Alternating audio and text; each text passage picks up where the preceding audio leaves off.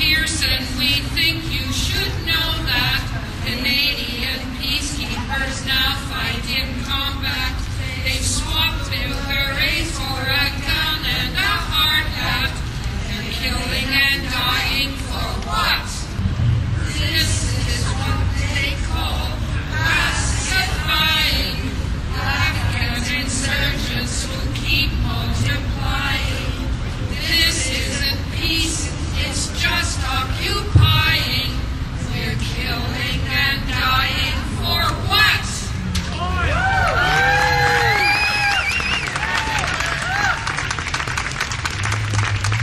I gotta ask the question, why do we do this? Why do we come out on a Saturday and we go up and down the streets, and if we've done it once, we've done it 100 times, if not 1,000 times before, and we do it with a sense of belief and purpose, and we do it because we have a different vision for what this world should be about. A vision that is based on human justice, a vision that is based on human peace. We don't believe that peace comes through a barrel of a gun, or through nuclear weapons, or through bombing, or through destroying our environment. And so I want to say to all of you who are here today, be strong, stand up, because what you do speaks the truth about what Canada should be standing for. And I believe the Canadian people do stand for in the world, despite what this guy over here is trying to do in terms of Canada's role in Afghanistan. And we want to say that it is an outrage that he is now stating, as he did in the speech from the throne, that Canada will be complicit in this war on terror, George Bush's war on terror, to the year 2011. And we say no, bring our troops home.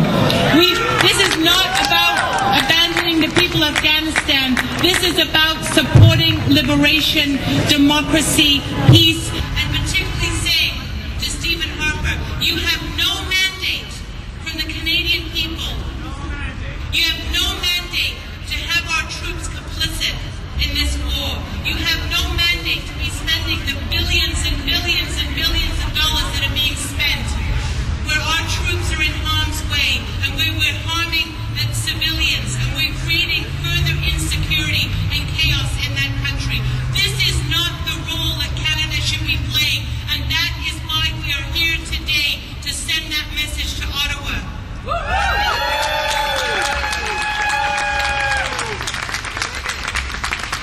We know that homelessness has doubled in the Lower Mainland. We know that we need housing. So why are we spending this massive amount of money on militarism, supporting George Bush to no end, with no exit strategy, and without the support of the Afghani people? So sisters and brothers, be strong, stand tall, and know that we stand for justice, that we stand for a vision of what Canada should be doing. A vision where we are peace builders, we are peacemakers. We should be supporting the people of Afghanistan in that role. That is the role that Canada has played in the past, and that's what we want to see today.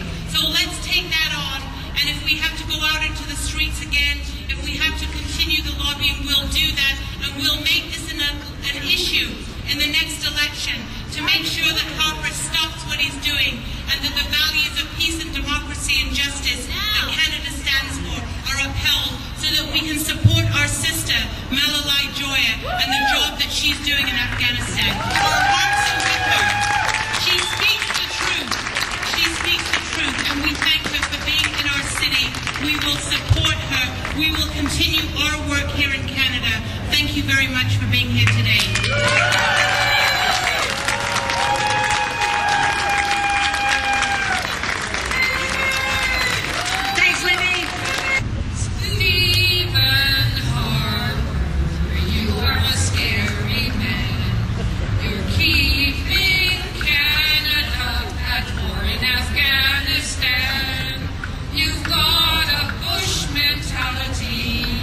Full of immorality.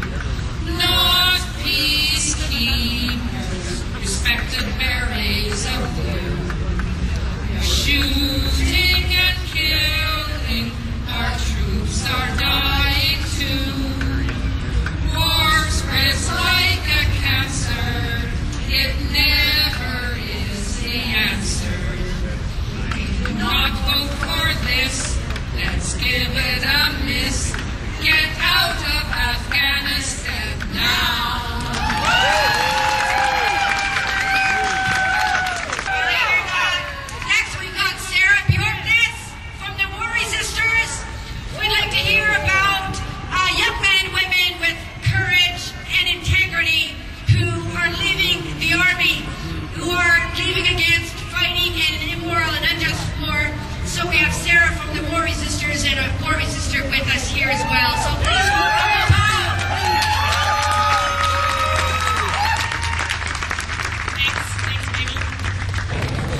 So I'm not going to take up a whole lot of your time. I'm sure that a lot of you are aware of the situation of the war resistors. These are American soldiers who are refusing to fight Bush's war in Iraq. And one of the ways that they can refuse is to come here to Canada. And we are welcoming them to Canada. Unfortunately, for them to stay safe and to try and start a life again, they have to go through the refugee system. And we do believe that they're legitimately political refugees from the United States, which is not something that either government really wants to acknowledge. And it's not the best solution for them. It keeps them safe. It lets them get a work permit. And it keeps them here for a few years. But as yet, the government has not decided the ultimate fate of war resistors. At the level of the Immigration and Refugee Board, the ones who have had their hearings have been denied. It's a long process, indeed, and it's a long process to keep appealing these cases through the court system, but we're doing it. Right now, any minute now, we're waiting for a decision on the first case that has gotten as far as consideration for the Supreme Court of Canada. That's the case of Jeremy Hinsman and Brandon Huey. Anytime in the next month, we should be hearing whether the Supreme Court will hear that case, because the Immigration and Refugee Board would refuse to allow the issue of whether the war was illegal or not to be a part of the argument for refugee status. So we need the courts to make this decision, to send it back to the government to say, you need to readdress this issue. In the meantime, some of the war resistors are receiving notifications of the next steps past their refusal of status, moving towards deportation. And we want to say to the government that until they deal with this issue, until they rule on Huey and Hinsman, there should be no deportations of war resistors. They're welcome here in Canada.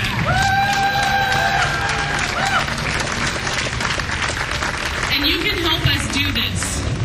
We need to mobilize people so that public opinion helps to form what the Supreme Court will decide. We need your help with the politicians. We have some wonderful politicians here in BC who've been helping us all along. You met Libby and Bill earlier. Alex Adamanenko from the Kootenays has also worked hard on behalf of the war resistors. We're happy to say that the New Democratic Party and now the Bloc Québécois are supporting sanctuary for U.S. war resistors in Canada. And we are wanting to work on some key Liberal members. And we think that we can move this through Parliament, because that is the way that we're going to get war resistors to stay in Canada, is through a law that says this class of individuals, these upstanding people with principles and morals, are people we want to have in our country, and they should be allowed to immigrate to Canada. So this Friday, we're calling for a national call-in day. We're asking you to call your MPs, to call Stephen Harper, to call the Minister of Citizenship Immigration, Diane Finley, and to ask them where they stand on this issue, and to tell them what Canadian citizens think about this issue. Our website is resistors.ca. The information is there. We ask you to help us blitz the government with phone calls this Friday, November 2nd, to say, let the war resistors stay in Canada. And briefly, I would like to introduce you to the latest arrival in Vancouver from the U.S. military. This is Brad. Thank you, everybody. My name is Brad McCall, and I deserted the U.S. Army on September 14th of this year and came here to Canada. And it's really amazing the support I've received since I've been here, and I'm really appreciative. And I just want to let everyone know that the support is needed, the encouragement is needed, because it's very hard. You know, we're separated from our families. A lot of our families don't support what we're doing, and we need all the support and encouragement we can get. So keep it up, keep up the good work, and thank you for being here.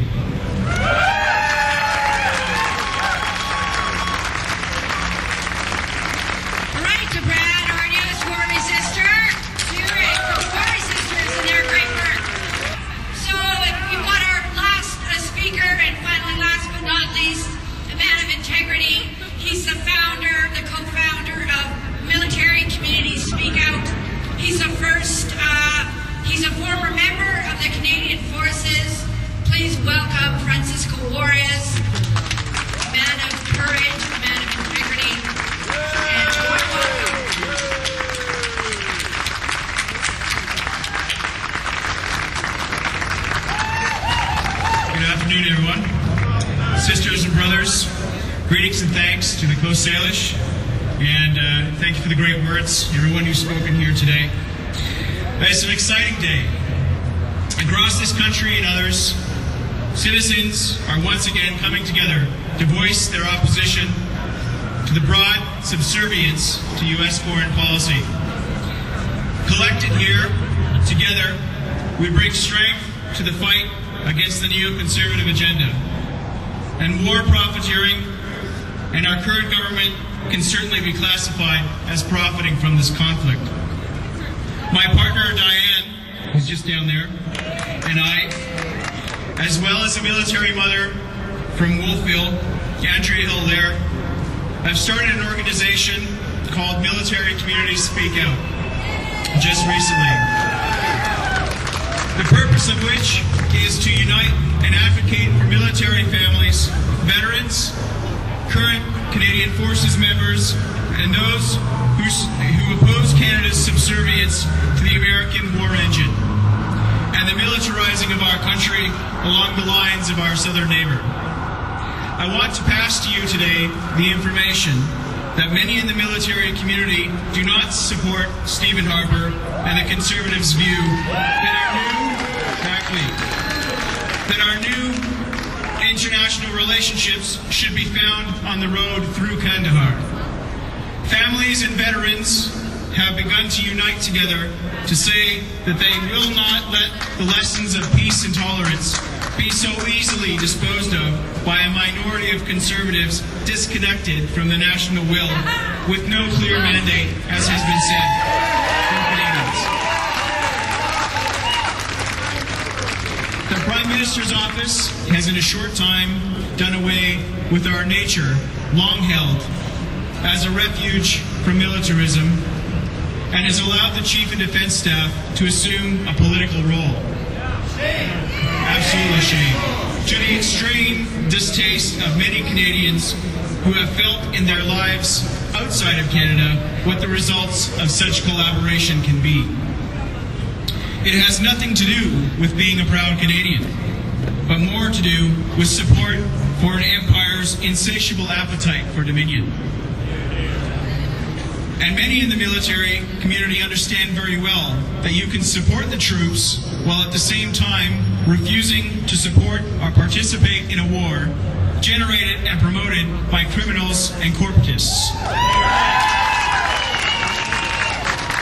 We don't need a Canadian version of the Iraq Study Group to muffle our voices or give any credence to the undemocratic way in which we have been dragged into this U.S.-led war. We will continue to unite and to organize to stop this government succeeding governments from forging our way as a nation through NATO's promotion of an American hegemonic sense of destiny. And we will advocate for the desire of the Afghan people to decide their own fate, free of debt to foreign profiteers and imposed criminal agents. So if you're a member of the military, if you're a member of the military, if you're a member of a military family, have loved ones serving, or a veteran, we would like to encourage you to join others who proudly voice their criticism of this war. And you must know that you are not alone. Please support our troops and bring them home now. Thank you very much.